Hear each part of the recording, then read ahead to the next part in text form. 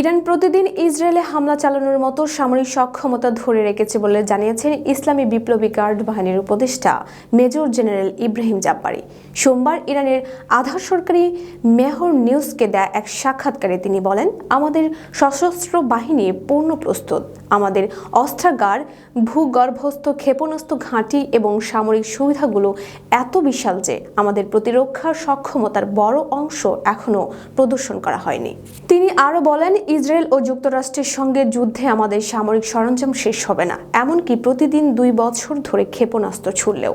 ইরানের সর্বোচ্চ ধর্মীয় নেতা আয়াতুল্লাহ আলী খামেনির শীর্ষ সামরিক উপদেষ্টা মেজর জেনারেল ইয়াহিয়া রহিম সাফাভিও একই ধরনের মন্তব্য করেন। তিনি বলেন, জায়নিস্টরা জানে আমাদের নৌবাহিনী, কুদস ফোর্স, এমনকি সেনাবাহিনীর বড় অংশ এখনও যুদ্ধে নামেনি।